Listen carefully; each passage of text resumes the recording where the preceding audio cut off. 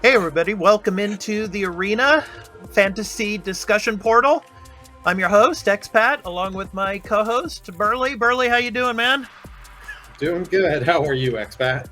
I had some camera issues, so I had to take care of that. Other than that, I'm doing just fine. And so I see you're still out of place there over in Winterfell, yes? Yeah. Well, Okay. I'm a representative of House Stark, so I can't All I right. can't always be in King's Landing. Okay, all right. But anyway, this is our House of the Dragon episode 2 review and reactions, of course, for the Rogue Prince. So, of course, we're going to be doing spoilers and discussing the episode. So, if you have not seen House of the Dragon episode 2, the Rogue Prince, please go and check that out and then come back and watch our video. So, Burley, let's jump right into it, man. Yeah, it was really interesting at the beginning. I mean, the kind of the relationship that's building between Viserys and Alicent. And especially at the very beginning, I just want to go back and mention at the very beginning, of course, we get our Game of Thrones theme song. And then, of course, we get the opening sequence with the kind of a map. But it's interesting. It's kind of built after this stonemason's take on old Valyria, the capital of Valyria here. And it shows the blood running down. And then, of course, you get all of the different, the first 5 kings, with, of course, Aegon and all the way up to Viserys. And that was really cool. What did you think of the opening sequence? I really did like the opening. It was a nice thing. Whether or not I'm really going to watch it for the rest of the episodes going forward, I don't think so. But it was a cool opening. And I had a feeling they were going to play the theme song because it's like, if you've got a hit and you know people like it, Yeah. continue with the hit. I would like for them to do something different to try, but I think with this, they are just they want to just keep people happy and wanting people to continue watching. So they're like, we already have this good theme. We know it works well. It's in the same universe. Might as well just stick with that. Yeah. Yeah. Now let's get to this, where the image is here. Of course, they're in King Viserys' chambers, and of course, Alicent is there again, and she's, of course, it's about 6 months after the events of episode 1, and of course, Viserys is still grieving for his past wife, but he's starting to form this bond and relationship with Alicent. What did you think of that, man? I like that they're still continuing on with this. Yeah. That he's still doing his model, working on his model and all that. Having fun with that, and it does show, like with his dialogue, he is still grieving his wife in his own way, and that Alicent is still coming and talking. They have a relationship with it, and it just gets. There's a reason to all this, and it does build to the end of the episode and for the rest of the season. Yeah, but then of course, I mean, there's so much pressure in this episode for him to remarry, and of course, we get to the scene here with Corlys Valaryon, and of course, Viserys' cousin here, and they're proposing their child to be given off to him to be like of pure Valyrian blood. To be able to stabilize the realm and all, but their daughter is only like 12 years old.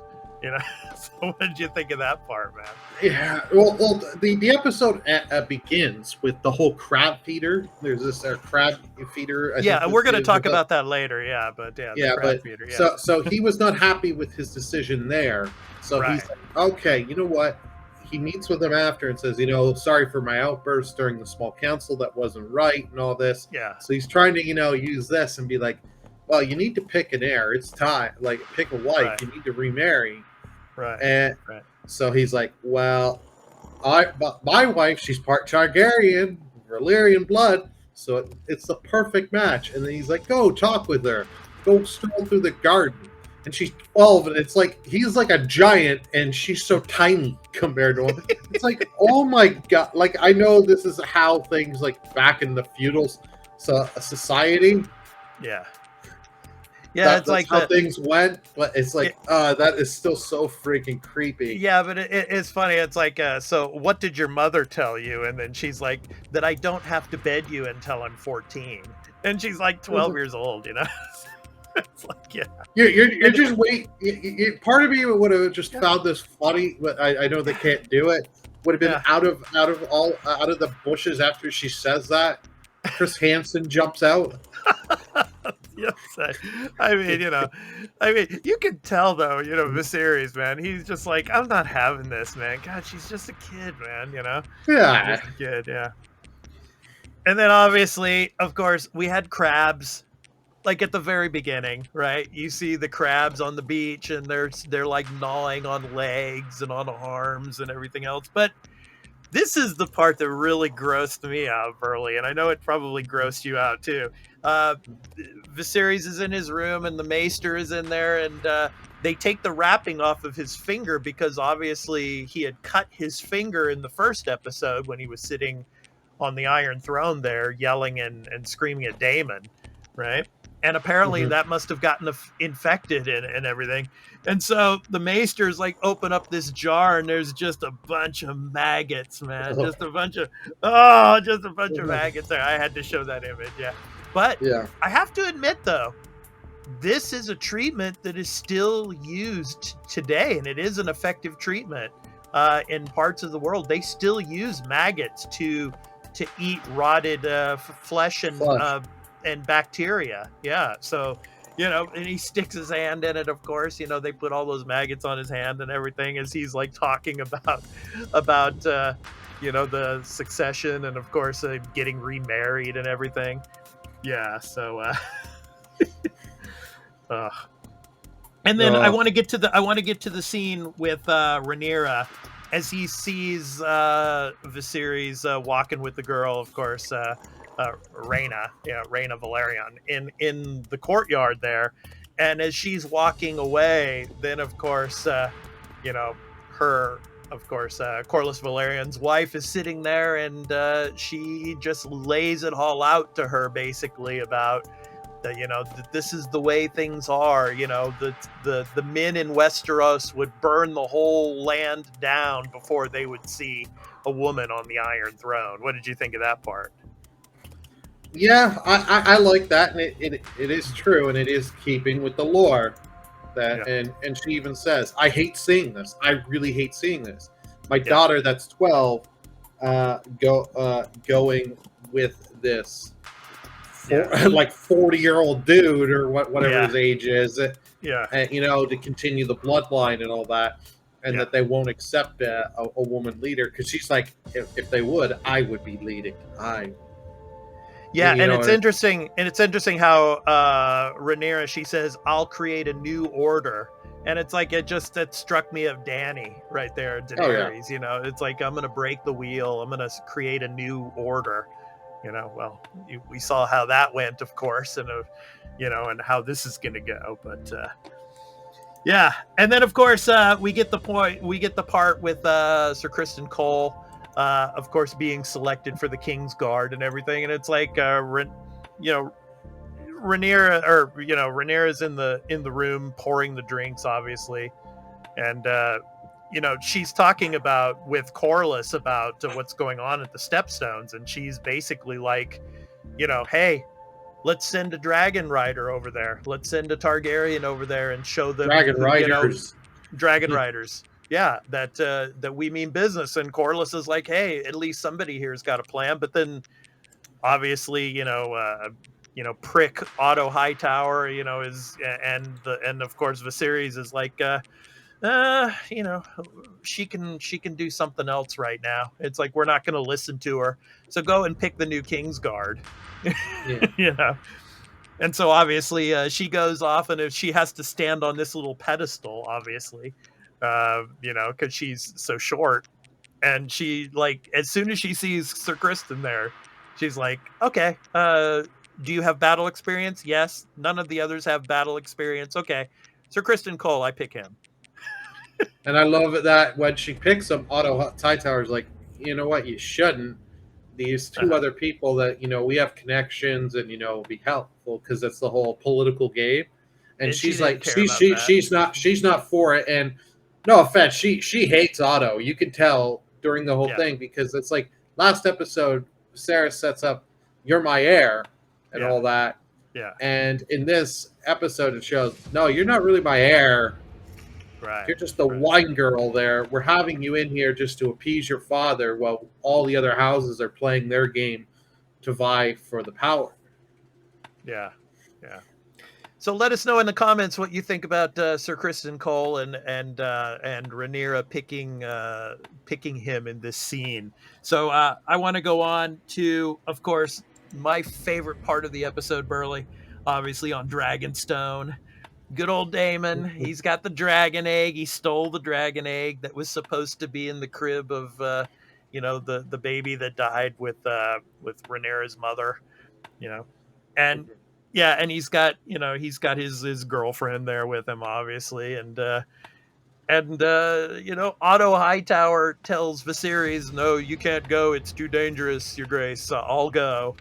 And so he goes to Dragonstone, obviously, and good old Daemon, he's like sitting there or standing there waiting. He's got the dragon egg in his hand, and he's got Caraxes, on the ledge up there, and it's like, they had, taken out their swords and everything, and then Otto Hightower, it's like as soon as he sees Caraxes up there, he's like, sheathe your fucking steel.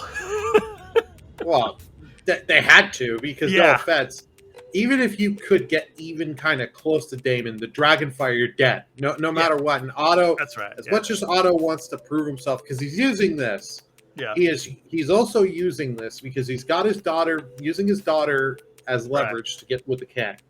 Yeah. He's using everything to make himself and his house look better to further his game. And he feels if he can do something with Daemon here, help squash Daemon. Plus, Viserys called him out last episode. You gave him all this stuff. So he kind of has to take a little responsibility here. Right. So he figures if he can get Daemon in line, get the egg back, it all would be better.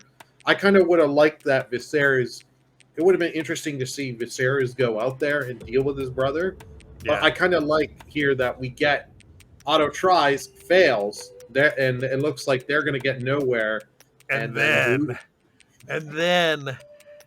out of nowhere, good old Rhaenyra pops up on Syrax. Oh, just coming right from underneath the clouds there. That was probably the best scene in the entire episode. And then she gets off, and it's like she's telling them, you guys better, check out and take care of Syrax because, he's pretty fond of me. Yeah, and she goes right up to Daemon basically, and it's like, hey, you're in my castle now, and it's like,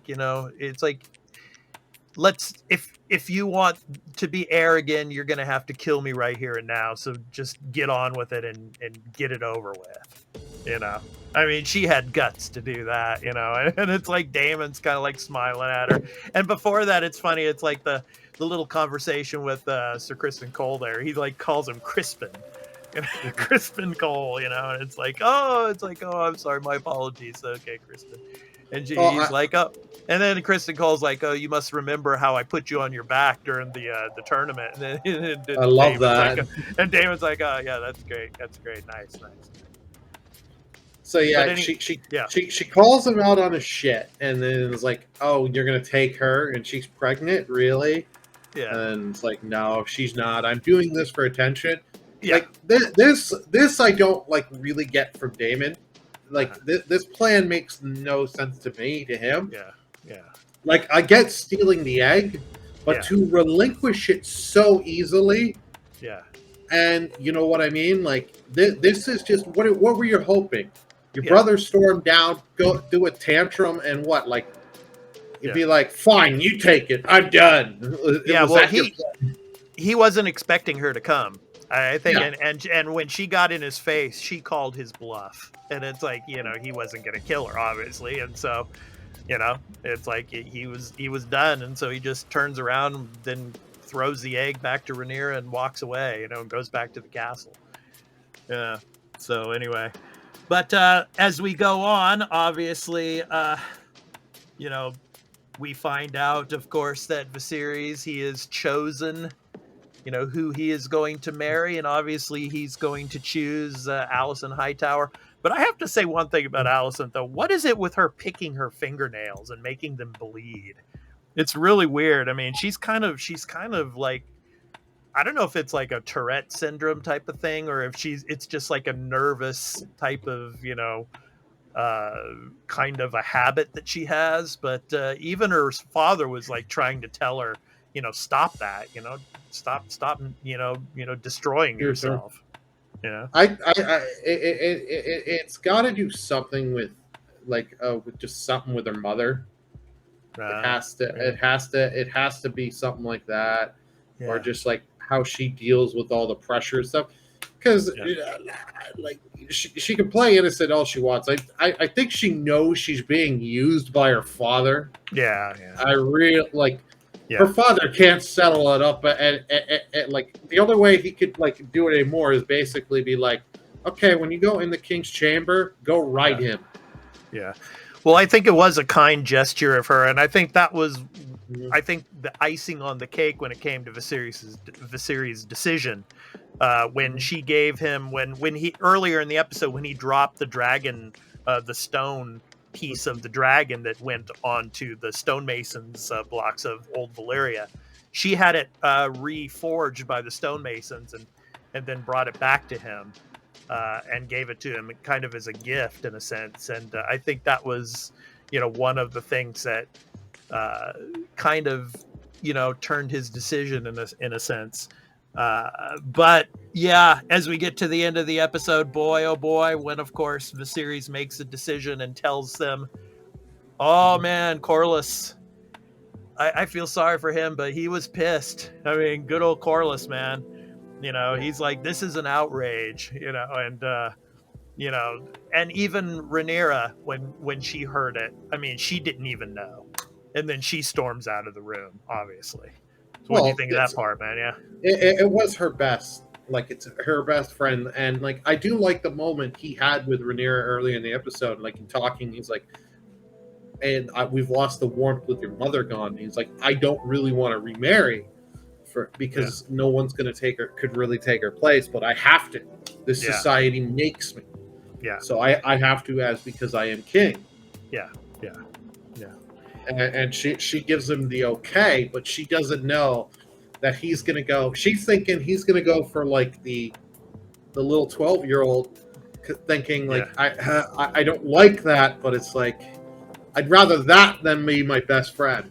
And you think because you've seen this guy's reaction when you told him you weren't going to act on the crab feeder, that you know what, you talk to him ahead of time and say, I'm leaning this way. I'm going to make my decision. I know you're not going to be happy on this, but I am the king. Please respect my decision. So that way you didn't storm out in front of the small council there and cause more problem. But no, he doesn't. Daemon can't. Viserys cannot. He's not a good leader. The smart choice would be to go for the younger girl to keep alliances, keep this guy happy, because he's the owner of half your naval. Yeah. Well, he is the Navy, basically. Yeah. I mean, and then of course at the end of the episode, he's conspiring with Daemon in the background there, obviously Corlys, and they're going to take care of the situation in the Stepstones, and that's the thing we're going to see next week, because there's going to be a big battle, and of course you're going to have the crab feeder there, and the Stepstones, and that's going to get taken care of next week, I think. So, and Daemon's going to be a big part of that. So there's going to be a big battle in episode 3 for sure, and in the previews they've already showed it. So it looks like we're going to get some battle scenes next week, man. Oh so yeah, looks good. Yeah. Well, I like his speech with Daemon, because Daemon calls him out because he's like he's mocking his brother. He's like, I can mock my brother because we are family. Right. You have no such luxury. That's right. But I love he's egging and feeding Daemon's ego and be like, you want to be heir so badly. Yeah. Prove your worth to the realm. You do stuff your brother won't do, but should be doing, because his brother should be doing. I agree. His brother should be dealing with this crab feeder. Yeah. And just sitting on the sideline. Right. Yeah, you deal with it. You deal with it. The realm will be happy. Right.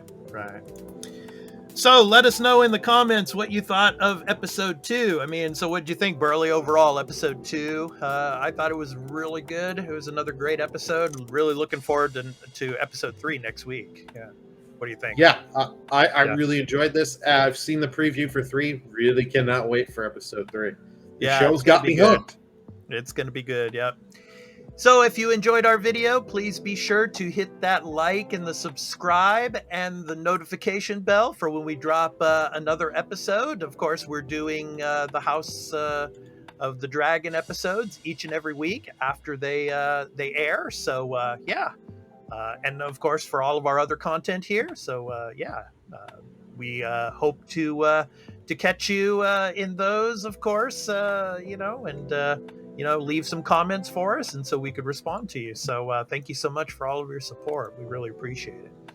So I've been your host, Expat, along with my co-host, Burley. Hope to catch you in the next episode when we record next week of episode 3 of House of the Dragon, our reactions and review to that episode. So take care, everyone. Peace. Take care, everyone. Out. Draconis.